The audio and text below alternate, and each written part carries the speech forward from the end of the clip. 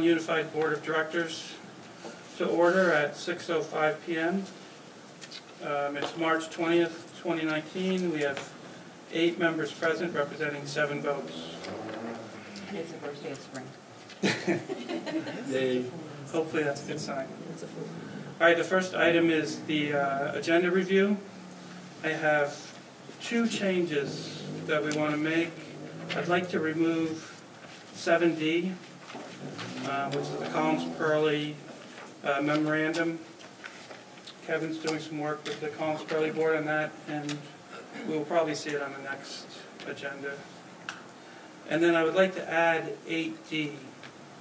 Under new business, it would be assistant superintendent selection. That kind of came up all of a sudden. Any other changes? Look for a motion to approve the agenda as modified. So moved. Second? Thank you, Al. Thank you, Sally.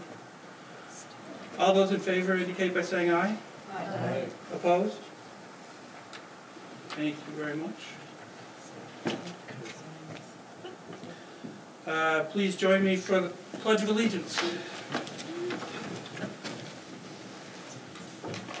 Pledge allegiance to the flag of the United States of America and to the republic for which it stands, one nation, under God, indivisible, with liberty and justice for all.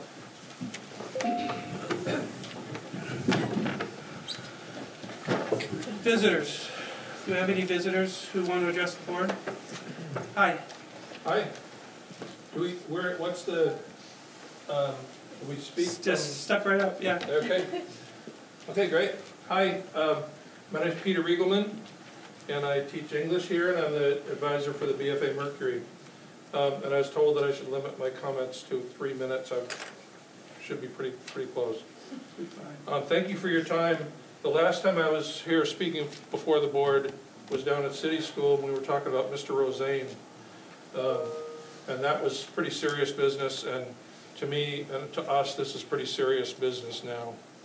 I started being the Mercury advisor in 2011 after Gene Sink asked me to take over, and I had to be approved by the BFA board at that time.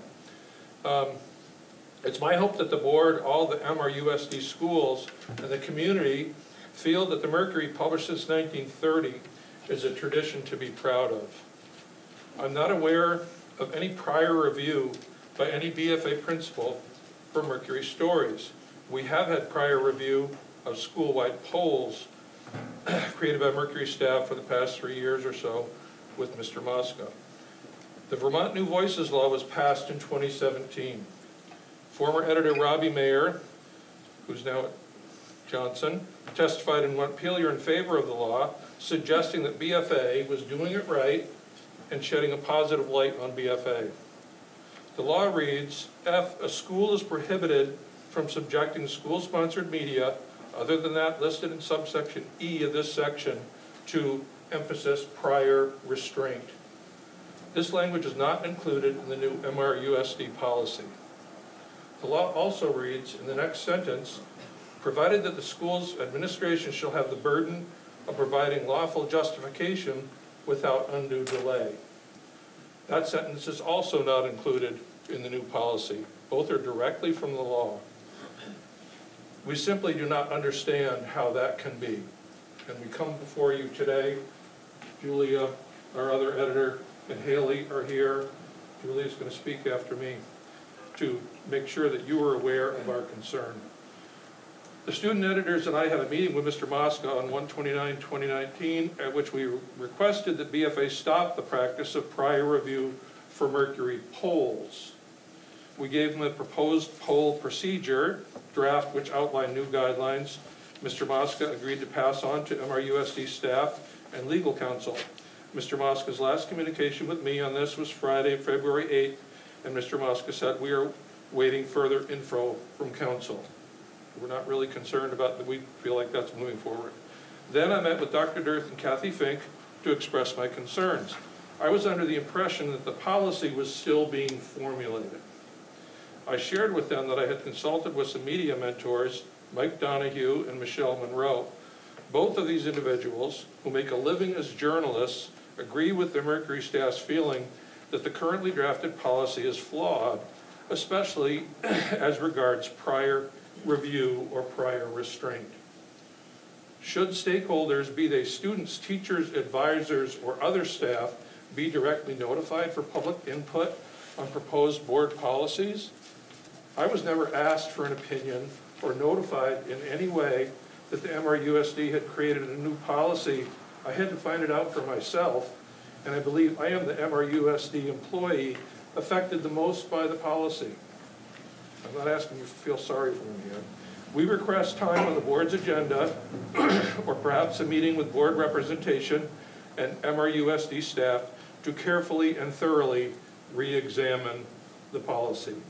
Thank you very much for your time. Thank you for your comment. Hello, I'm Julia Scott. I'm one of the co-editors of the Mercury, and I would like to speak to the same issue. Esteemed members of the board, I ask you to look at our body of work. In the past 2 years, the BFA Mercury has dealt with serious topics like the death of classmates and faculty, shooting threats at our school, and adolescent mental health. These articles did not have prior review, yet we handled them with intense care and delicacy. We have proven our competence as journalists without administrative oversight or guidance. You have disregarded us by enacting this policy, and disregarded the Vermont New Voices law passed in 2017.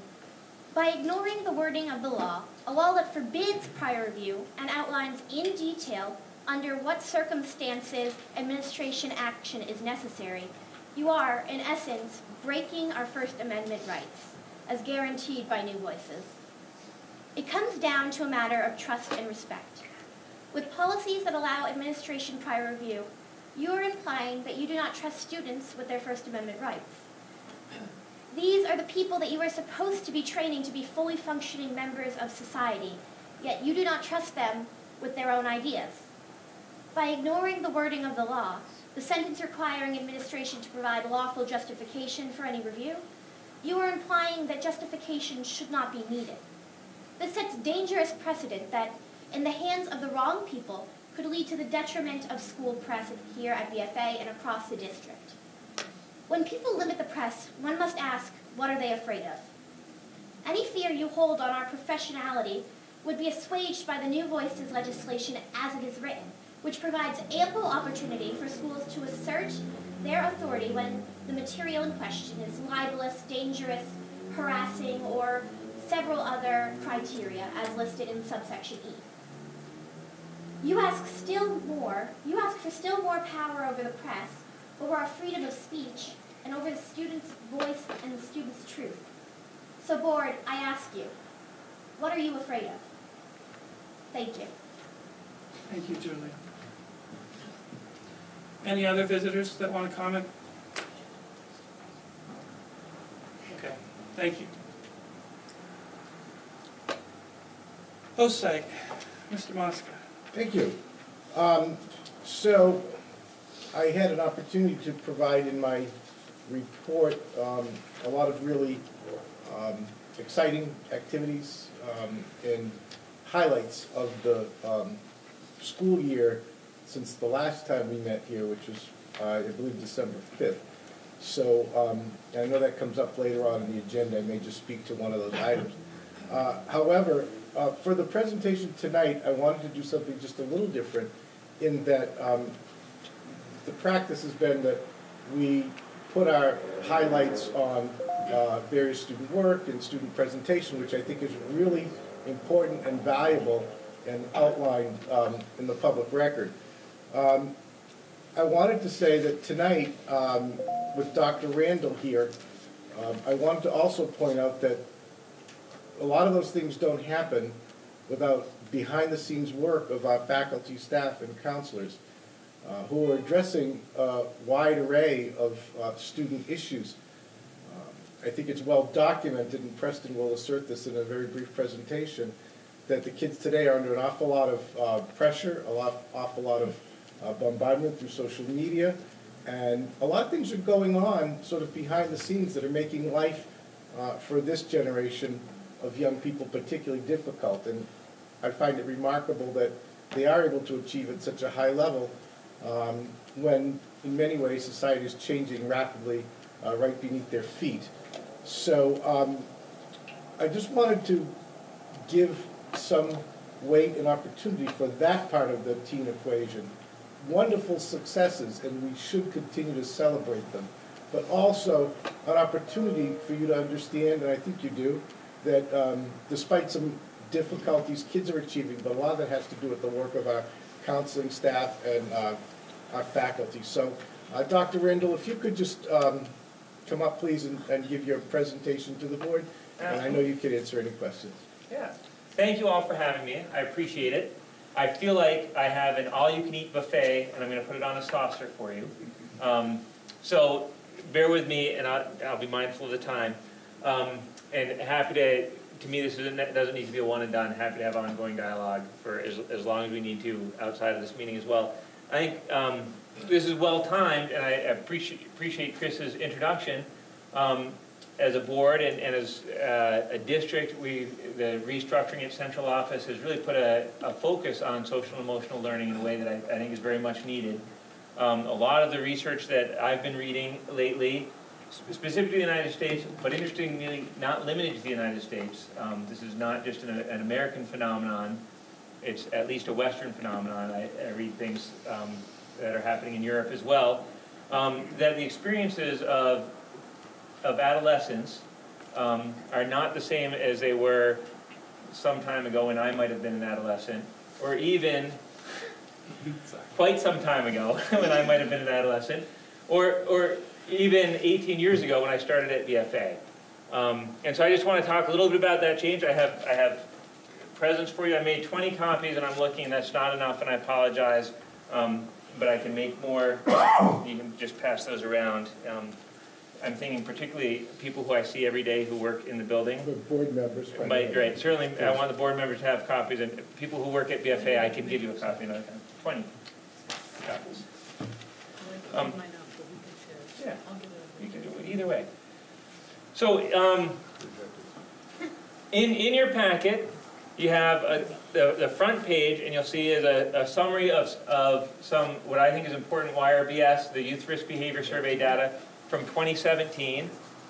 The middle school and the high school just did that survey again. All of our students took that survey again. It's one of the most reliable data points for local data about teenage behavior, particularly as it relates to risky behaviors and strengths and developmental assets that help manage that. Some things that I highlighted, there's more good news than bad. I think as a district we're doing really good work. I want to be clear, I can talk about what BFA is doing, and I'm well aware that when I talk about adolescence doesn't magically start in August of 9th grade, right? That this is really a K-12 or pre-K-12 phenomenon, and I'm just sort of focusing on the 9-12 because that's what I know best. What was really striking to me in that YRBS data that stood out as a real concern, in 2017, 1 in 4 students reported feeling sad or hopeless for at least 2 weeks within the last year. That is one of, not the only, but one of the diagnostic criteria for depression, clinical depression. That does not mean 1 in 4 of our students can be or should be diagnosed with clinical depression, but to me that is significant, and that is a slight increase over the 2015 results. But that really speaks to a trend that we're seeing nationally. And so I've also put 2 articles in there, one from the Science Daily, which summarizes a study published by the American Psychological Association that indicates that the percentage of young people experiencing mental health disorders, particularly anxiety and depression, has increased significantly over the past decade. And that study is one of the few studies that I've found that really talks about and is willing to suggest that social media and technology might have certainly a correlative factor there. They're not saying that it's all social media's fault, but they are saying that when you look at when that increase started, which was around 2006, That's about the same time that teens started becoming very active on social media, and the majority of teens had cell phones and things like that. So I just think that's interesting reading if both are short.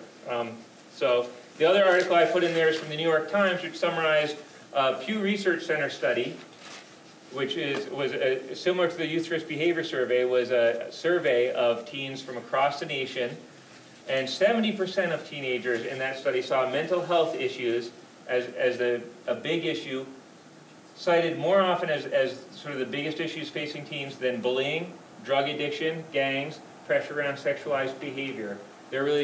Teens are reporting mental health issues as the top issue that their peers are dealing with. So the context of the work has changed, and I want to share a little bit about certainly what we're doing at BFA in response to this. This isn't a new thing. This has always existed, but its prevalence, the degree to which it's existed, has changed.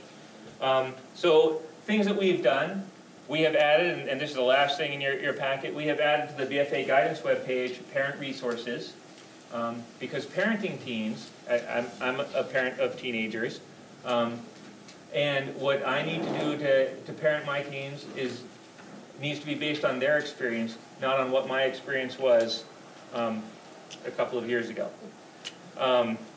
So we've added that, and if you Google BFA guidance, we're the top hit. That's the easiest way to find us, but there's links through the Maple Run website, and you can see some of the articles that we've put there. It really is just a parent resource page trying to provide parents with information. We spent, the school counselors spent some of the collaboration time that is built into the BFA schedule meeting with each of our departments. We still have the Fine Arts Department to pin down. They're the only one that's left. But meeting with each of our departments to look at the 2017 Youth Risk Behavior Survey results. A summary similar to what I gave you, a little bit more detailed, a little bit longer, to really engage in professional dialogue about, so what does this mean? What does this mean about our work? What does this look like in the classroom? And I think those have been really important conversations to have, and we've started we're documenting sort of the feedback and comments and what we're hearing from the teachers. And as soon as we finish the last department, I'll be sharing that with administration so that we can just think programmatically as well. We capitalized on the fact that there's somebody finishing up a master's in social work degree who lives in Swan and was looking for an internship site. And I said, oh, a free social worker? Yes, please. We'll take one of those over here at BFA. And that's worked out really well for us. But it's really about partnering with the community. So looking for opportunities like that. Our partnership with Northwest Counseling and Support Services, we've partnered with them a lot this year especially. Sometimes with their crisis department about individual students, or things that happen in the community that impact our entire student body and on sort of more of a short-term crisis basis. But also we have once a week a substance abuse clinician in the building, and we have a contract with them to have a homeschool coordinator.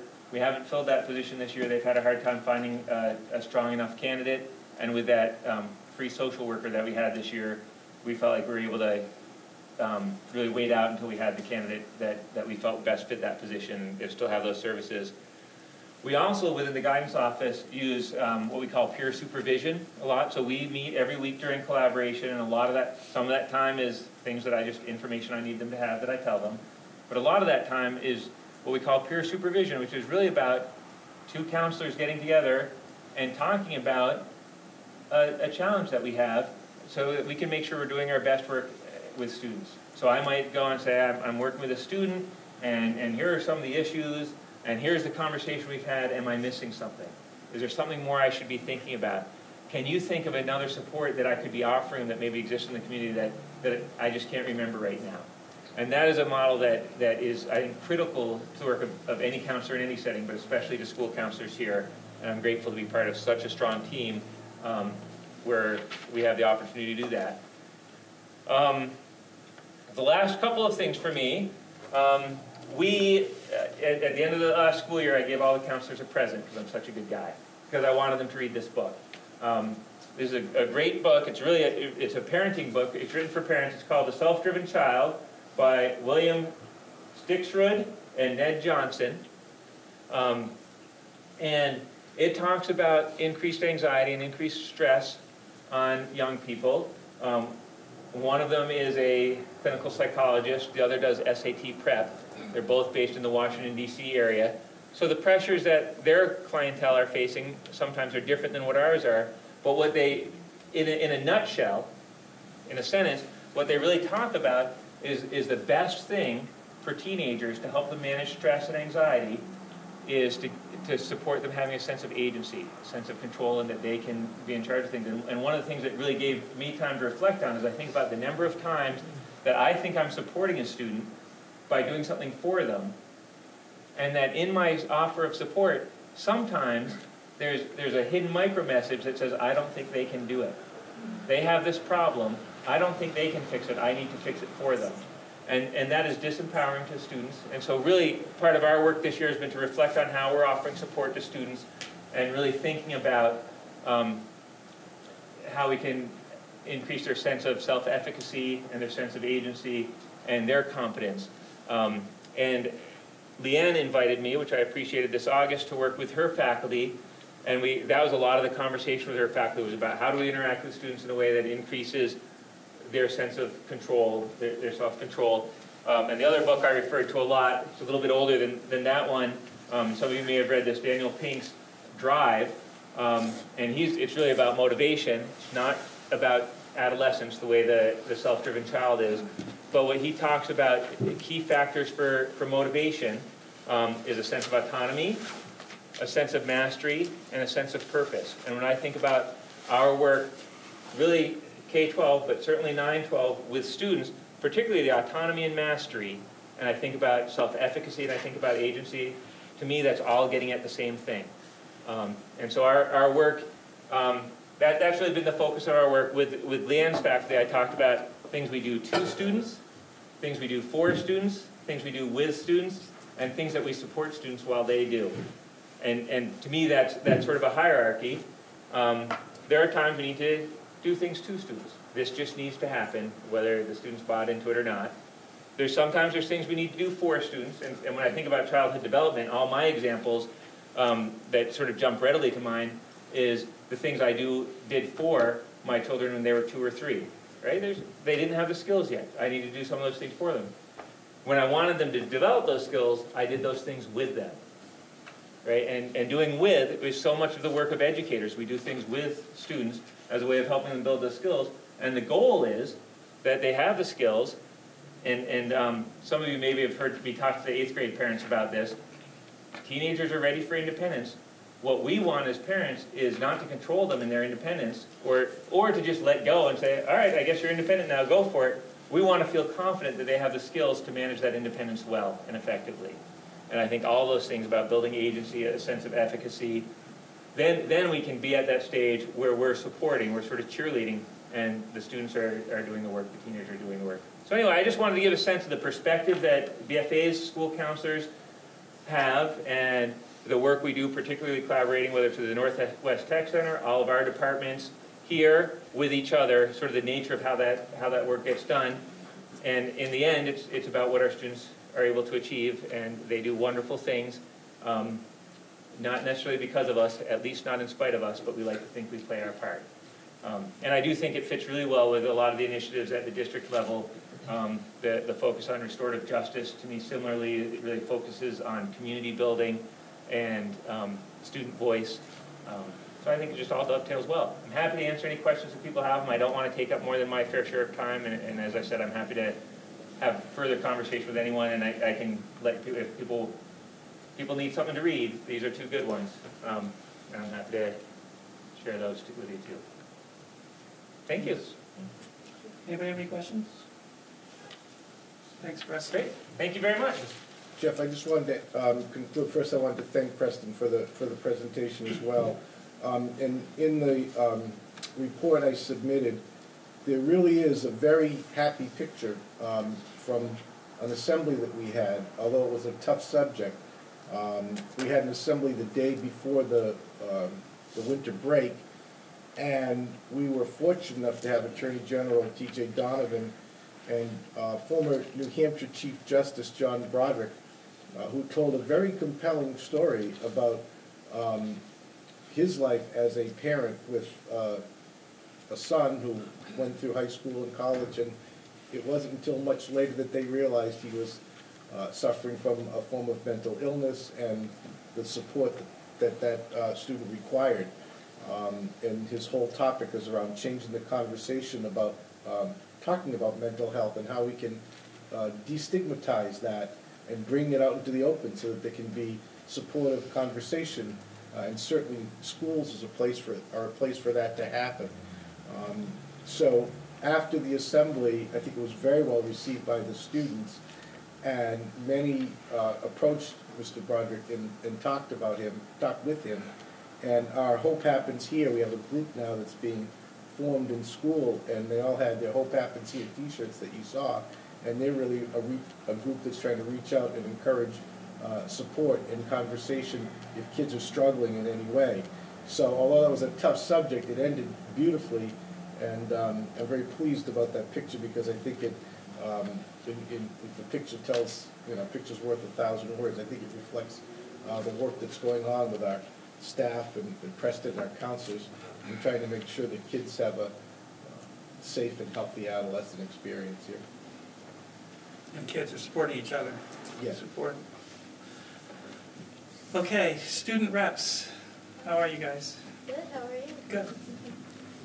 Alright, I guess I'm going to start things off. I'm Haley, if you don't know. I first just wanted to say that this is my last board meeting, and so... That's not because you're... Thank God! That's because you've got a wonderful job, Haley. So I just want to say thank you for allowing me to speak to you on behalf of BFA and my peers. So yeah, just going to talk about a few things that have happened over the last 3 months. My first point was actually the mental health assembly that we had, which I was very well received by students, and I felt it was very powerful. Second, BFA student Adsel Sparrow made it to the state competition for Poetry Out Loud, which is very impressive because that is very hard to do. We have been doing ambassador school visits and tours for upcoming 8th graders, and we had the BFA experience in January. So we've been getting them prepared, and we have their move-up day in May. Senior students got local scholarship applications and began to apply for those. We have a spring instrumental concert next week on March 27th, so you're all invited if you'd like to come. Seniors from the Bob White hockey team visited the first ever BFA hockey coach in Pillsbury Senior Communities. His name is Peter Millette, for the 50th anniversary celebration, which was really nice. He was really happy about it. And we learned about the BFA Safety and Security Project. Those presentations were given to students, and I think it was received pretty well. Some senior students participated in Instant Decision Day with colleges from Castleton, Linden, Johnson, and Vermont Technical College. Yeah, and now Alex is going to say his points. I'm Alex. So we had our One Act Festival recently. We got to host this year, and our group for One Acts did very well. They unfortunately did not move on to the next stage of competition, but they had a good time. They were very happy to host. Spring sports are starting up this week. Very excited for that.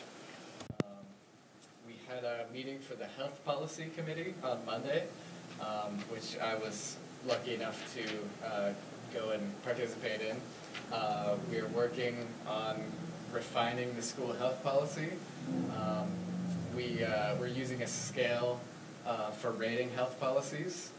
I believe we started out at like a 36, and with the revisions we've been doing, we are now up to, I think, an 85, which is actually one of the highest in the state.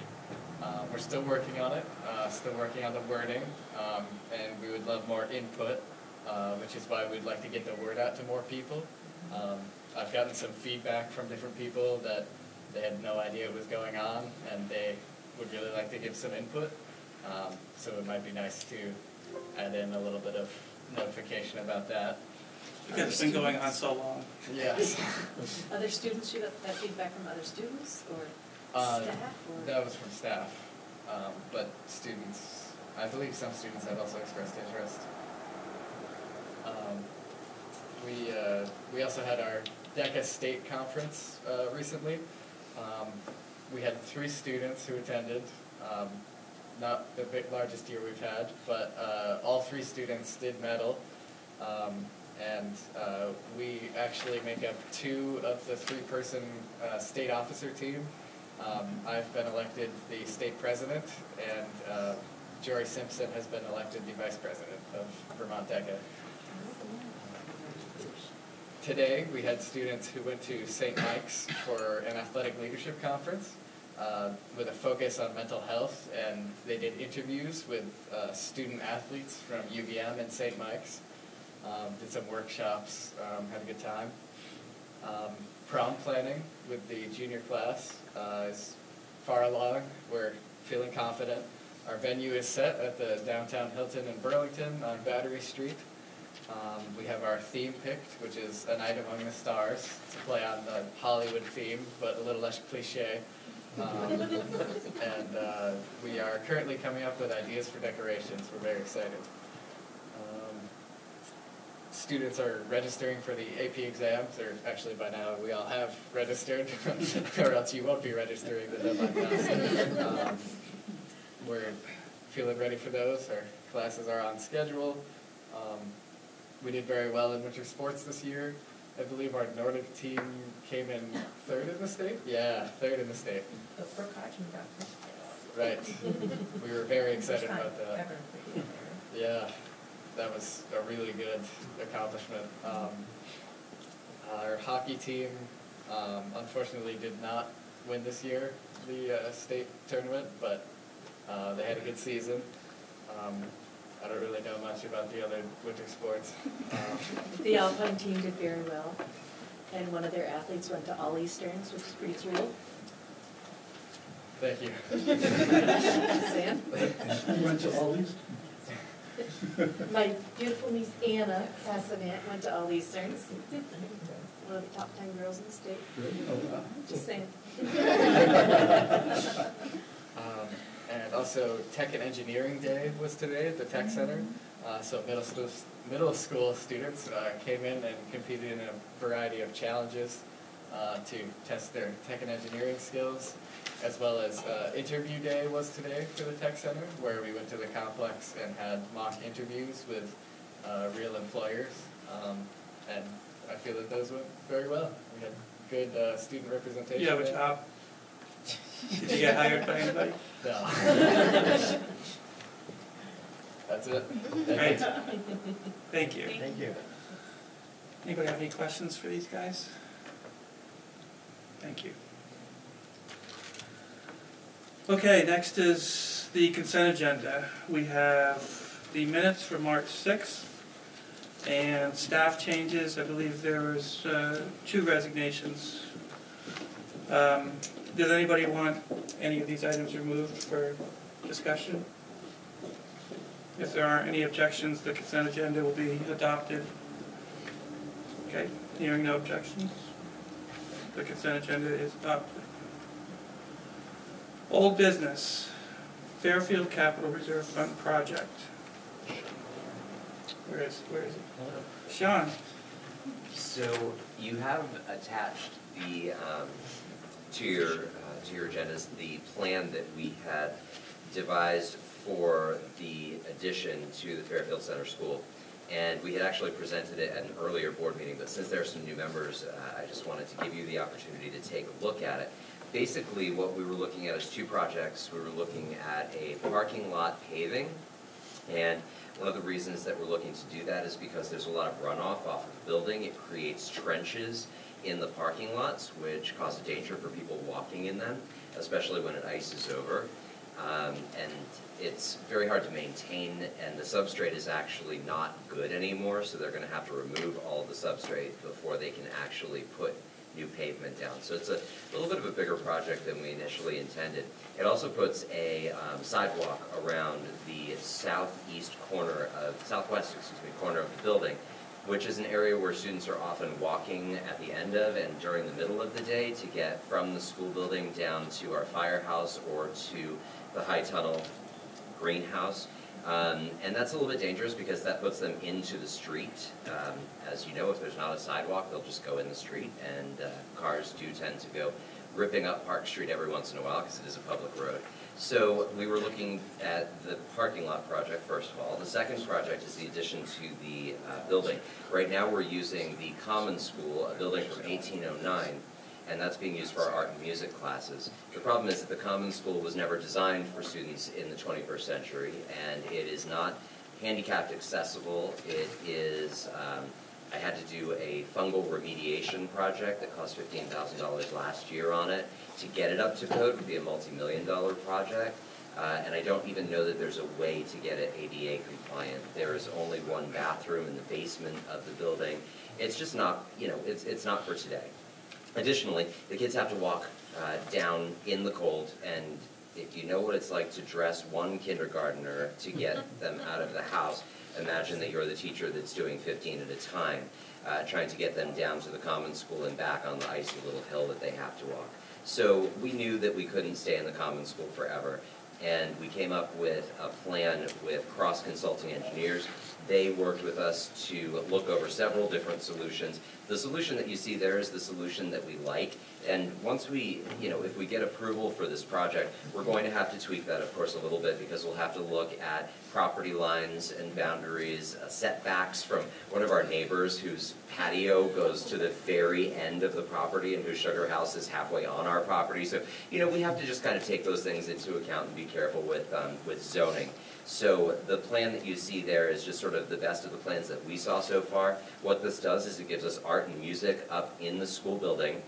It also gives us 2 additional offices. Right now, we have no space at all. In the 1960s, apparently, nobody needed to store anything in schools ever. If you've ever known a teacher, or if you're married to one, you know that we are pack rats and we keep things because we might need them again someday. And though we try to clean out, we still need places to put things, including all of the resources that we use on a regular basis for intervention and for learning, and there are tons of them. So we get a couple of extra spaces out of this. We get to move our PE office out of that really weird place that's attached to the gym, where we've built like a 2-story sort of loft thing in there that no human should really be on. So all those good things get remedied by this particular plan. So I'm hoping that you will see the benefit of doing this construction project, and will, now that the BFA bond has passed, we're able to do this project using only capital reserve funds, which means we don't need to borrow a penny or charge the taxpayers a penny to make this happen, and that's fiscal responsibility at its very best. So I thank you in advance for your consideration.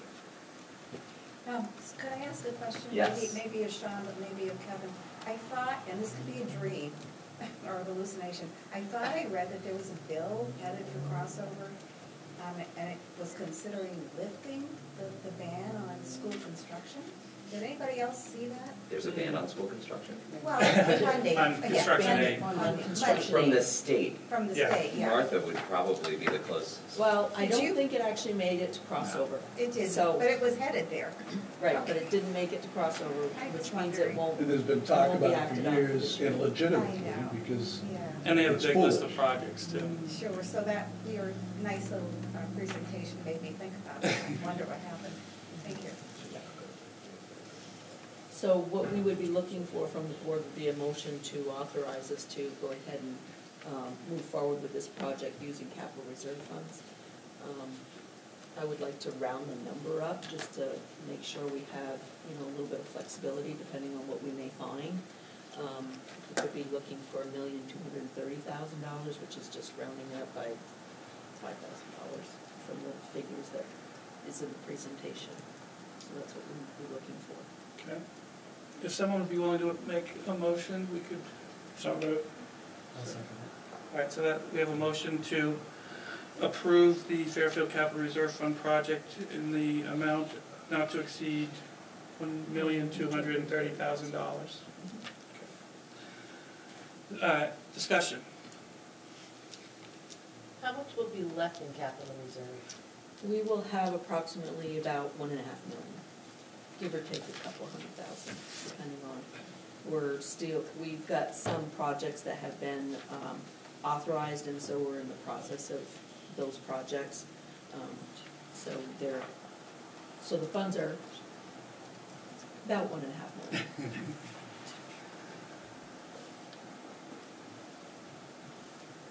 Anybody else? What do people think?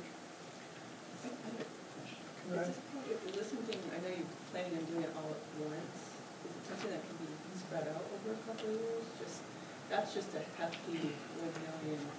I understand it needs to be done, I'm not saying but just spreading it out a little bit, or does it not make sense to do that?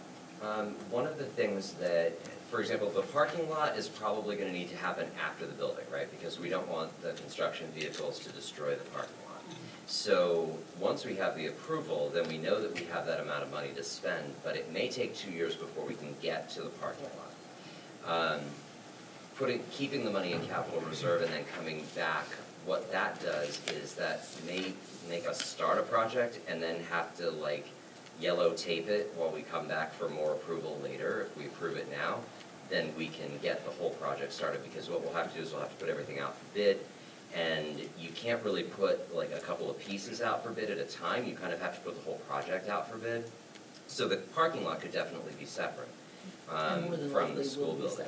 But once you do the school building, you have to finish the school building right away. Yeah. Because then we'll have open walls and all kinds of chipmunks in the classrooms, which, I mean, we already have some. Well, why not? Because it's broken down to, three different square footage and prices and stuff. That's why it's happening. I mean, I understand it, but it's just a hefty price tag, that's all.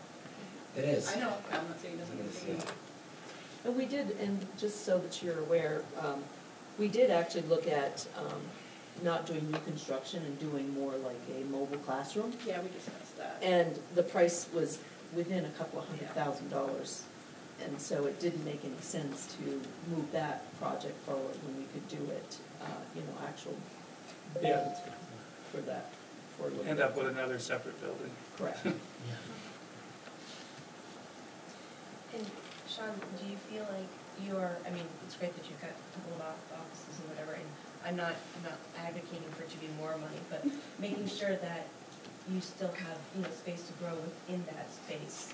Do you feel like you're utilizing it, have the ability to add on anything? Because oftentimes when you're doing a new construction, you want to make sure that you're making enough space for future needs as well. Absolutely. So one of the things that is nice about the way the 1966 building was built is that there is the possibility of shooting out the back of the current science room and the current English room and adding a classroom onto each of those wings. That is 2 different foundations and 2 different roof lines, so that was going to bump up the cost for us to do it this time, so we decided not to go with that particular version of the project and to go with this one. But that is still an option. We have some land at the top of the hill behind the school where that could move out and the gym could move out, so there is land for expansion there if that became necessary. Like, let's say that construction started in earnest in Fairfield and young families were moving in and stuff started happening, then yeah, I mean, we could definitely add a couple classrooms. And as it is right now, we'll be adding a classroom. Yes, we are adding a classroom in this current mix. Well, yes. and actually, not counting the music and the art, we'll be gaining another classroom. Another classroom. We're gaining one. That's just my question, like making sure that we're building it with versatility, Yes. in mind that, Yeah, because we never know. Time, right? Right, we never know what's going to happen. So yeah, this does leave us with a lot of flexibility still. Right. Yeah. And what's the projected growth for Fairfield in the next 10 or 15 years? Do we have any idea? Great question. No, I have no idea, but I do know that the building laws, because they have been sort of eased a little bit over time, we are seeing some new construction. We welcomed a new family this year that's building a house in town. So with 2 young kids, that's good news. So I think that our school is a selling point for a lot of folks when they come and see us. So, I don't. We don't know if all the building permits have been used like in the last couple of years. You don't know that, do you, John? I think that Yeah, if not used, but exceeded, you know. And, I mean, the kindergarten classes have been large. Yep, 31 for the past 3 years in a row. Which is That's big not for what us. they projected when they projected us to be going down, you know, Right. 10 years ago, and they did that study. It's not holding up. We've been relatively stable and even Stable and increasing just a bit. increasing. Yeah, Absolutely. by a couple per year. So my hope is that that continues, obviously, but, you know, the community has to, they'll decide that on their own, you know, through select board and building permits and things like that. But yeah, I don't have a projection. Are we ready? Yeah. Okay, all those in favor of approving the Fairfield Capital Reserve Fund project signify by saying aye. Aye. Opposed? Abstentions? Ayes have it, 9-0. I thank you, and the Fairfield community thanks you. Thank you.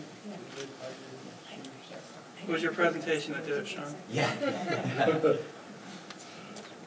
Okay, the next item, we have an update on personnel issues, which I believe should be an executive session based on 1 VSA 313, paragraph 3, evaluation of employees.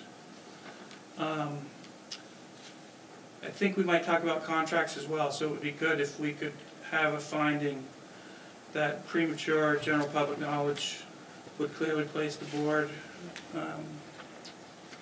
or other people involved at a substantial disadvantage. Thank you, Nina. Second, Steve. All those in favor? Aye. Aye. Thank you. Okay, so that's moved to executive session. During this particular year, we had folks who asked whether they could use, what kind of leave they could use if they could not get in on a snow day.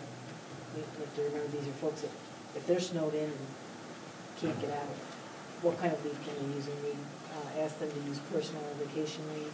We did allow them to also request unpaid leave if they have used up their leave time. And then the major changes to the wage scale and the list of positions. We added dean of students to grade 8 that had been left out. Which we don't have anymore, right?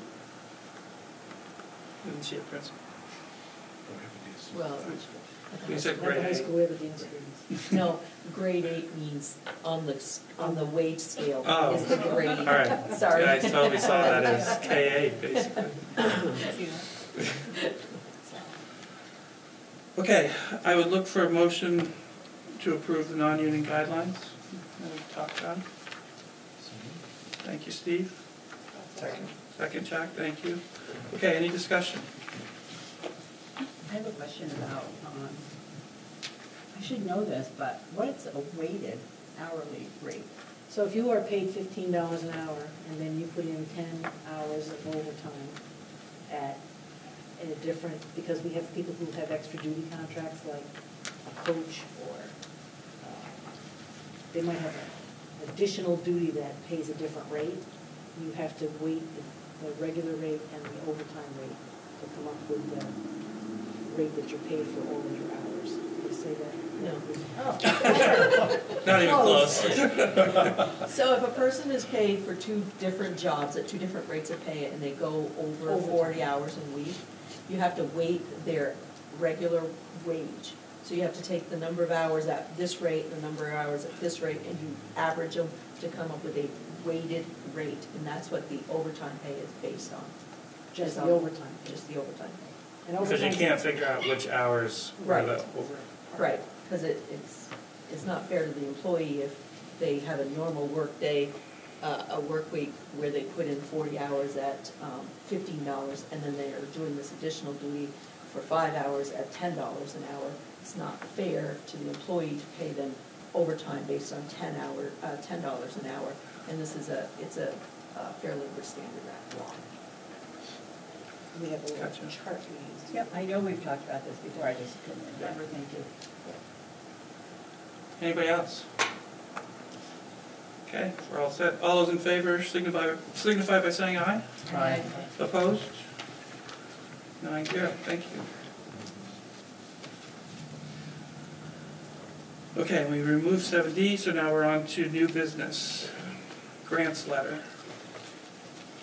Who's going to do that, Martha? I can speak to this. So this is a letter that we have the board approve each year to have the board chair sign, and it's basically a blanket letter covering the bulk of the grants that we receive on an annual basis. Because we do have to have the boards authorize us to receive and expend these grants. This kind of just covers the large majority of them, so we're not coming to the board every board meeting with additional grants for you to approve. So we're just looking for authorization for the board chair to sign this letter. Okay. Can I get a motion to authorize the board chair to sign the grants letter? Thank you. Hilda? So, Second, Steve. according to the letter that's enclosed in the packet dated for the list of March 20th, 2019. Any discussion? If you look at the letter, I mean, it's all big grants. What is the EPSDD stand for? It's one of the Medicaid funds. It's the MAC grant, actually.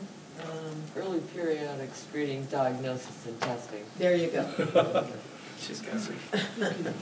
We're gonna miss that. It took a long time to be able to do that. Yeah, I really don't know what it is. I'd have to write it down somewhere. They're health clinics, basically. Any other discussion?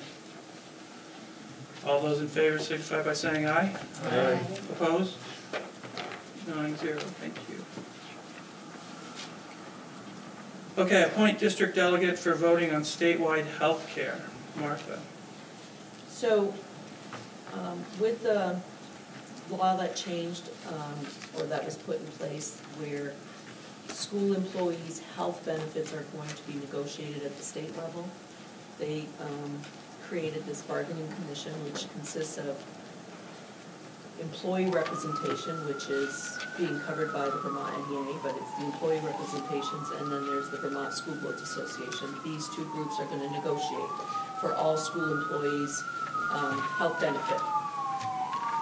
And what the VSBA is looking for is each board to appoint a delegate, one person that will be the voter, the person submitting the vote for this board, once they do come to an agreement. I think they've barely met. They haven't even really started negotiating yet. So this will be something that will probably come into play, I'm thinking probably around October, November-ish. If it even gets to that point, it may go to arbitration. But what VSBA is looking for is for this board to appoint a member that would be the voting member, that would vote on behalf of your full board. Representing us. Yeah. Right. So there'd be a separate vote within the board as to how we all feel about it, or is the person's judgment entirely?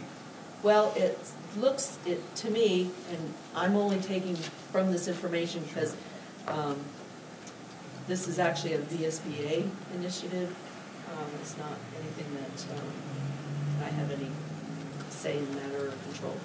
It looks like what they will do is once they have an agreement that both parties are presenting, they are going to, it looks like they're going to do a webinar, which would explain what the agreements have in them.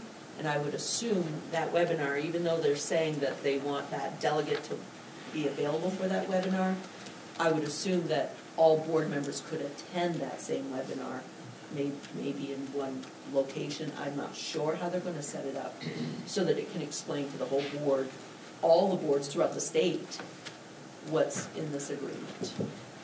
And then it would be like, it's like maybe at a later date, Soon after. they're going to give 10-day notice before the vote is required. So the webinar is the only opportunity to get educated? Unless you contact the VSBA members on that negotiating team, that's all I know.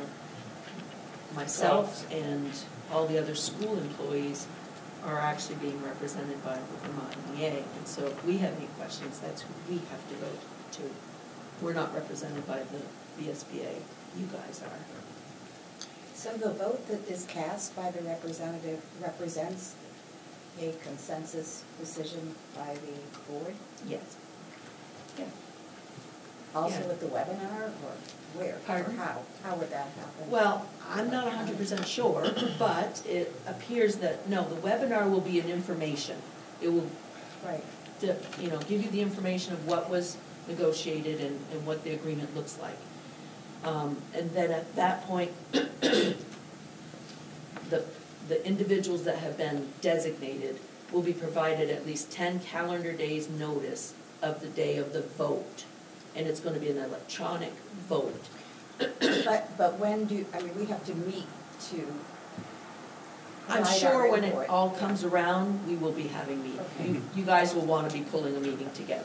Right. I would imagine that they would act as like a liaison, like the person that would be nominated, like, you know, and Possibly. they would go to meetings to learn about it and then come back I and tell people about what's going on. Not sure if there's going to be any meetings, but that's possible. I don't know.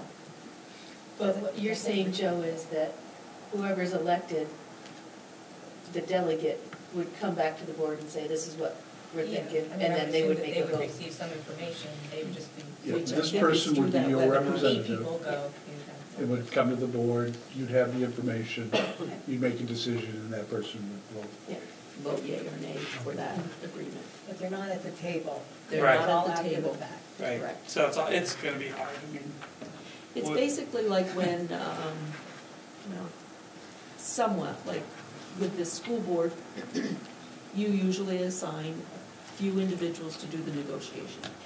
They come back to the board and they say, this is what we came up with for an agreement, and they explain it all. And then the board says, yep, that's good, or no, I don't think we're gonna approve that. It's the same concept, Yep. except at a statewide level. So the reason it's vague is because they don't really know how it's. They've never done it before. Right. It's the first It is time. the first time, Yeah. right. Does anybody have interest in being our representative and being able to push the button? I think that's potentially. Yeah? Yeah. I mean, I would have more interest if we were actually a part of the conversation.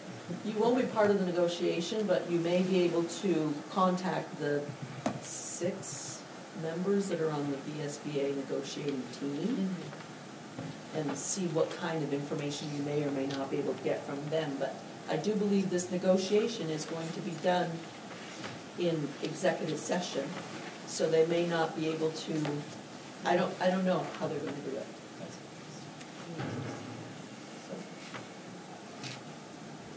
And I would imagine VSBA would be able to give Jeff or any of you board members the names of those individuals that are on that commission. Yeah, I see them somewhere. Yeah. I know one is Elizabeth Fitzgerald from South Burlington School Board. I just happen to know that one. That's the only one I know.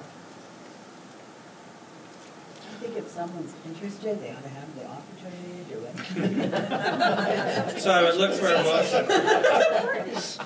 It is a Milton? Absolutely. You want to make a motion, Milton? I don't mean interested in it, doing it, I mean, you know what I mean. I'd like to nominate Joanna. Jerose, thank you. I couldn't remember that if there was an A at the end of the first name or not. No, that's just. To be our delegate. And Susan cheated and just said Joe, so. To be our delegate for the, Vermont Statewide School Board healthcare. Association, Vermont, and, gosh, what do you call it? Statewide health insurance. Right. Oh. Do we have a second? I second that. All right. Thank you, Hilda. Thank you, Susan. Any discussion? All those in favor signify by saying aye. Aye. Opposed? Ayes have it. Thanks. Good luck. Now we can blame you afterwards. Yes, thank you, I Joanna. will represent us well. Okay. staff issues. We have a couple unpaid leave requests. Does the administration have recommendations? Kathy, do you want to deal with this one, or Nick? I've been in contact with the building administrators, and they support both of these. You said they support? They do. And we support the building administration. This feels so good. Okay, can I get a motion then around the C1, the Martin unpaid leave request? I move that we approve the Martin unpaid leave request as submitted. Thank you, Nilda. I'll second that. Thank you, Steve. Any discussion? So will you have to hire someone to take her spot for the year? Yes, and just put out a year. It's a one-year only contract. Will that be an issue? Financing? Easy to find subs, right, Sean? Oh, yeah. Oh, yeah. That's funny. Any other discussion? All those in favor signify by saying aye. Aye. Opposed? Thank you. And now, the debt unpaid leave request. I move that we approve the that unpaid leave request as read. Do we have a second? A second. Thank you. Any discussion? All those in favor signify by saying aye. Aye. Opposed? Ayes have it.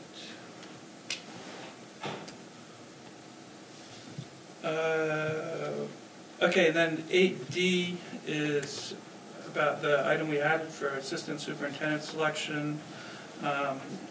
That will be in executive session based on 1 VSA 313, Section 3, the employment of an employee. Now, other business, we have warrants attached. For a motion to approve the warrants. So moved. Second. Thank you, Sally. Thank you, Al.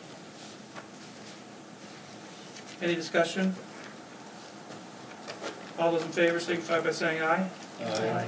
Opposed? Superintendent's report.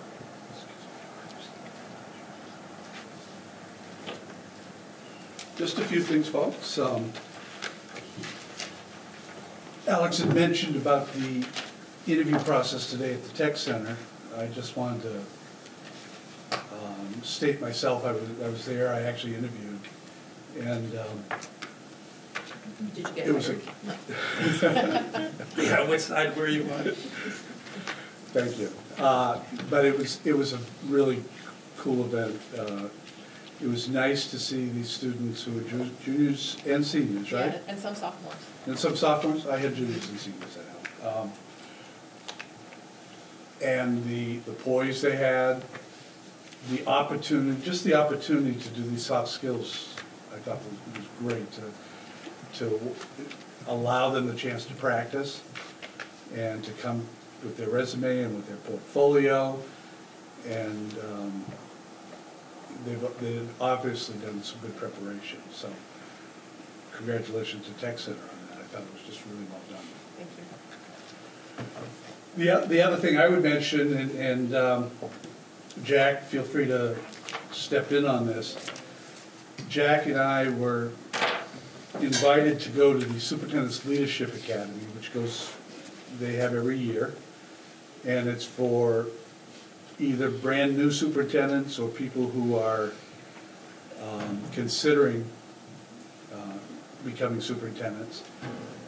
And it's workshops that go through the year. I think they have 9 or 10 throughout the year. Mike DeWeese, who some of you know because he was part of our study committee for the merger, is the teacher for that. So anyway, we were asked to go down, as were 2 other sets of superintendents and board members, one from Mill River and one from whatever Brandon is, that district down there. And I thought it was great to see these these people who were just sponges and wanted to learn, and it was all around board superintendent relationships, and they just wanted all the technical stuff, but more than that, they just wanted to understand what it was like and the tips that they got. We had like, it was 3 hours or something like that. Yes, from 12 to 3. And it was really good. And I want to thank Jack for coming down with me and stuck in the car with me for an hour both directions. But it was a good time, and I thought I didn't tell them about the fist fight we had. Okay. Do you have anything you want to add on that? No, I thought it was, you know, I had a unique experience being a former superintendent and a board member. So I had both perspectives to offer to them, but they had good questions, and they were interested in the merger and how that, you know, how that went, our relationship with that, and I thought all three of our pairs, board member and superintendent, I thought it was very, very positive. I think Mike picked 3 boards that are kind of functioning well. You know, he didn't pick dysfunctional boards to bring that discussion before his cohort group there, but I thought it was a good, positive experience.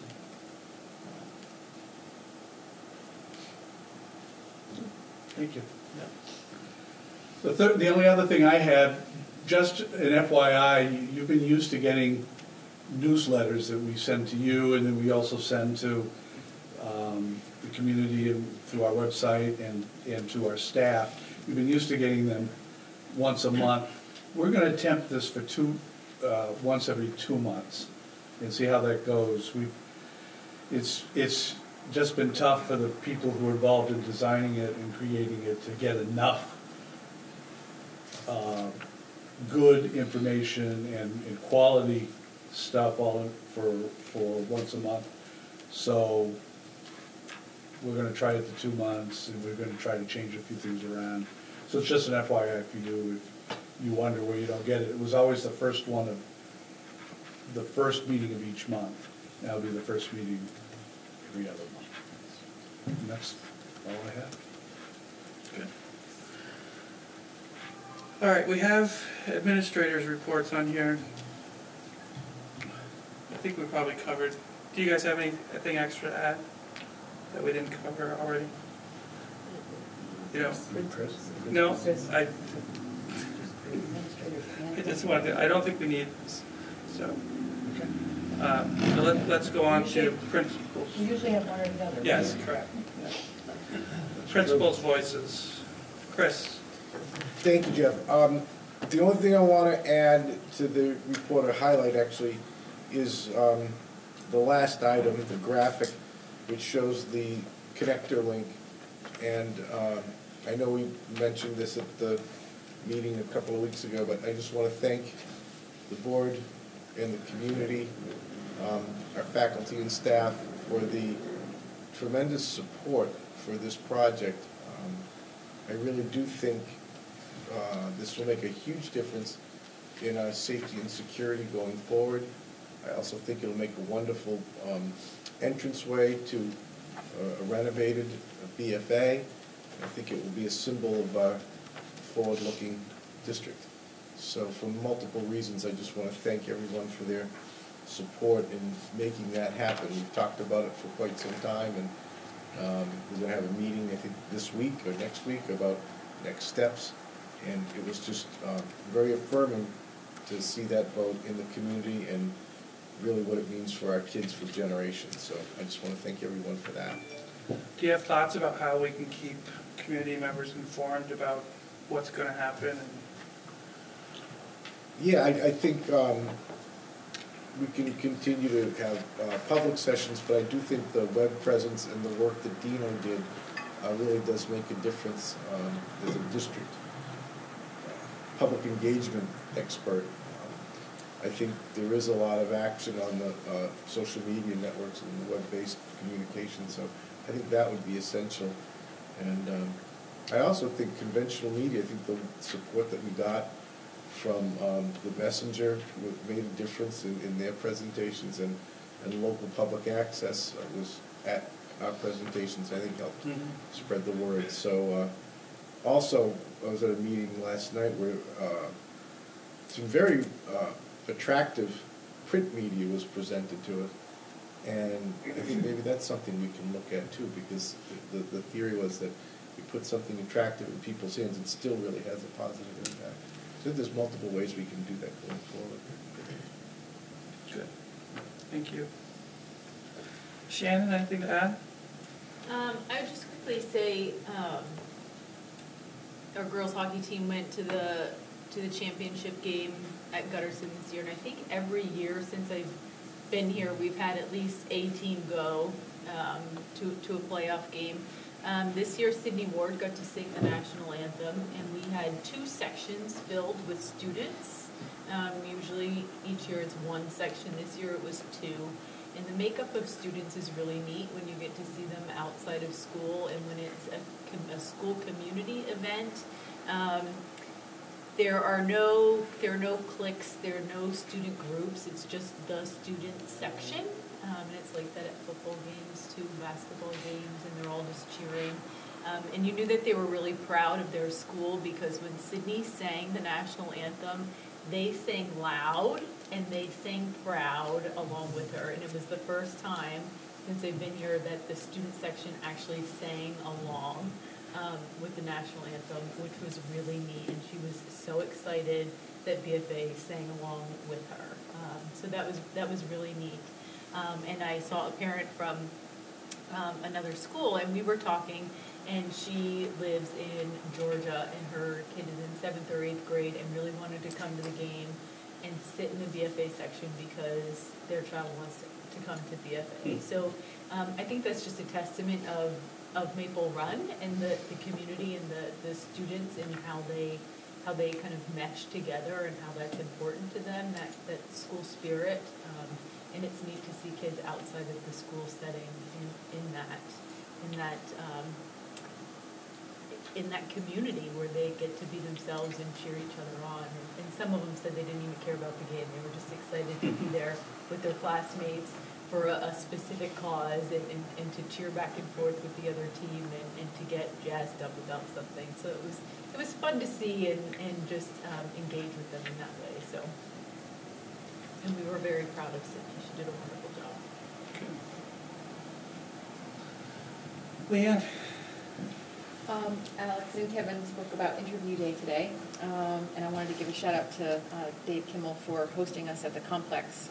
There was, close to 190 students there, and it was set up impeccably, I understand. Everything was in its place, so thank you for that. And also Kathy Fink, Mona, and who else? And Kevin interviewed, so it was just nice to have that central office presence, so I wanted to make sure I gave a shout out there. So while that was happening, we hosted 160 middle schoolers for Tech and Engineering Day at our space, and BFA hosted in the cafeteria. We'll have to talk about that later. a little messy in there. And then we also used the Performing Arts Center. So it was really cool to have again, the unification of our district, have grades 6 through 12 all doing something within our school. And I wanted to thank the principals for making it happen. I know they had to spring for the buses to send them here. So just a really good day. 4th year we've done this in a row, so just a really good success. That's a lot of kids. That is a lot of kids. And I wanted to say that we had middle schoolers from MVU as well, because we're a regional high school, and we bring students in from BFA and MVU. So this is a way for those middle schoolers to sort of experience Northwest Technical Center, so they can decide whether they want to enter a program or not.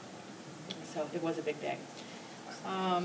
And then I wanted to share that on Monday, one more thing. Tech and Engineering Day, we had a panel, and we had Mayor Tim Smith, and we had Senator Corey Parent, And we actually had, is it your niece, Susan, Anna Casanant? So she spoke on behalf of the BFA Design Technologies program to talk about STEM and STEAM careers. And we had a couple of Northwest Tech Center representatives as well. Which leads me to Monday, and we have Senator Tim Ash that is hosting a meeting in our space. And he is inviting local Vermonters to come and share. And the focus is integrating non-college bound students into Vermont's workforce. So he'll be holding that meeting at our school. And I just want to make sure that everyone hears that technical centers prepare students for college and careers.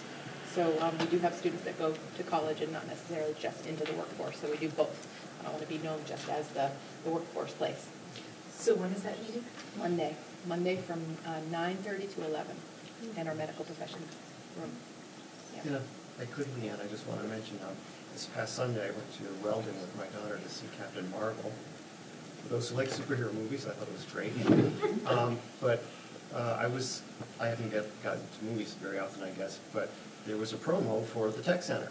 Yes. And I thought it was very well done. And it goes to what you just mentioned about addressing all that it has to offer, and I thought that was really nice.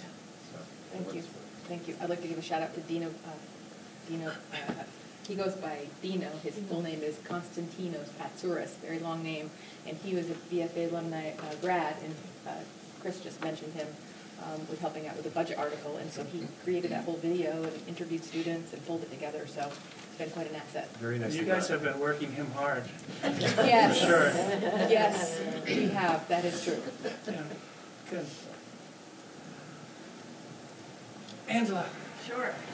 So thank you. I just have one announcement. I just want to congratulate all of our Maple Run students who participated in the Odyssey of the Mind competition at the state level last Saturday. We had 4 teams, 25 students, and they were a combination of students actually this year from SATEC and Fairfield, and all of them qualified to go to Worlds. So there's some pretty serious conversations going on right now. 2 of the teams finished first place, and 2 of the teams finished second place. I just want to give a big thanks to our coordinator, Lynn Tatro, to all the volunteer parent coaches, and we've had some great collaboration co-coaches with SATEC and Fairfield parents, and really just a great experience for our students, and they did an amazing job there. So we'll let you know how the Worlds, they have to do fundraising, so we'll let you know how that all goes, but I just want to congratulate all our students. Great. You guys have a dynasty there.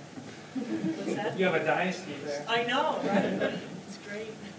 Jason, I know you have something. Well, I was just going to yield my time to Angela in case she had a second thing to talk about. No, we're just in full swing trying to get spring sports start next week at SATEC. Our fitness team is already practicing hard.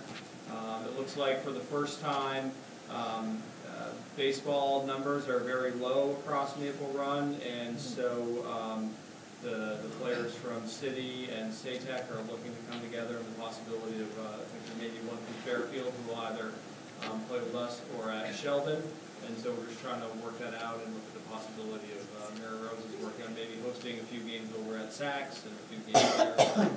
Just trying to see what all those details look like, but we figure if we can give kids a place to play, let's get them a chance to play. So yeah, that'd be great. It's one of the benefits of being all together. Sean.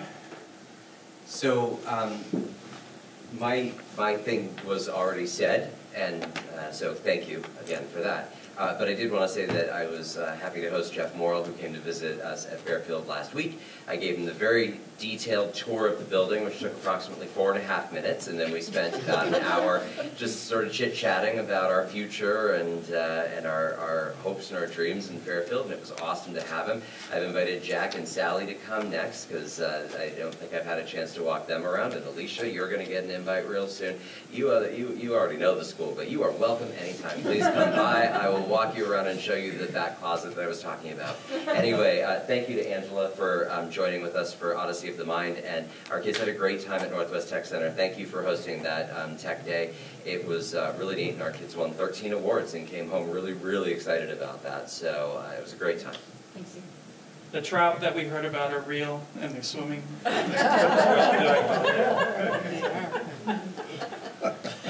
Joan. So I just wanted to remind everybody on behalf of my parent community council at Saint Albans City School that Thursday of next week, March 28th, they are hosting a Survive Vermont night. Chief Taylor will be running it with all of his partners, and it'll be from 6 o'clock to 8 o'clock at Saint Albans City School, and we are providing childcare. There is postings now on all websites with the number to call if anyone needs childcare, and that we will be hosting that. So thank you. All right. Quick question for Chris, actually. When will we, parent-teacher conference is next Thursday, the 28th? Yes. And when do we get the sign-ups for that? I think I haven't found the What link is yet. it? I'm sorry. Reads went live When today, does so that, I think it gets posted within the 24 hours. So tomorrow we I should think be it's able tomorrow, to. yes. I think so. Okay. That was a great Preston question. Yeah, Has that one done a I didn't guidance? realize you have to get on quick, otherwise It's Lock it. true. Yeah. So, Okay.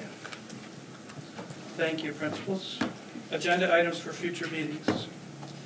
I'm going to continue to advocate for a discussion of a retreat. The sooner the better. With all, we do have young people. Yep. Okay. We have the Collins Parley memorandum, possibly? Yes. Co-curricular and extracurricular. Pardon me? We need to bring a proposal for co-curricular and extracurricular wages for next year.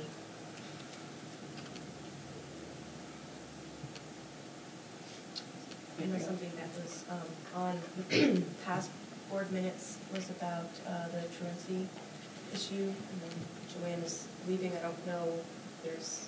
Actually, Michelle has taken that over as the assistant special ed director. So she could probably speak to that. She'll be at the, I'm sure she'll be here at the next meeting. And next time we'll be at the central office, so Yes. that'll be. Do we want to discuss, or how would we discuss the issue that was brought up at the start? This new voices law? Oh, yeah, I'd love to. How does that get addressed, or do we? Is there a new policy that was recently submitted and approved? Yes, yeah, so there was a policy that was mandated by the state, and we passed and approved pretty much the recommended policy from the SBA. We can put on a presentation to go over that next To time. go over it again. Okay. And I'm going to bring to you, the board, a proposal for a possible board award, which I'll explain more in 2 weeks. So now I would look for a motion to go into executive session to. Could I just say thank you to Haley? Oh, for all yeah. the work she's done. Thank you. And thank you also, Alex. But we won't see you again, right, Haley? No. Right. But you will, you'll be back, yes. So I have a question. So how does someone fill your spot? Well, when I did it, I had to say a speech over the intercom. But I don't think Alex had to do that, did you? I don't remember. You just remember. I do So remember. I think Gotta do it tomorrow. someone expresses interest in it, and it's usually a junior and a senior. Yeah. So Okay. I think the junior will express just curious. interest in I it. think you did, Alex. I probably did. I do a lot of things over here. I think that is. Oh, that Alex, has you been need to our- come see me. That has been our process. But it'll happen at the beginning of the school year? Is that when you pick I believe the? so. We usually do it in September. So now I'd look for a motion to go in executive session for contracts and personnel evaluations. And we want to include the board, the superintendent, and which administrators? To start out, Second. Just 1 second. Emma. To start out, it would be Martha, Chris, Angela, Joan, Sean, Melanie, Am I missing anybody? So everybody. The predicate committee. The people who are on the committee for the assistant superintendent. Okay. So can I get that motion? I'll make it. Motion. Thank you, Sue. Al's got the second. All those in favor indicate by saying aye. Aye. Opposed? Thank you very much.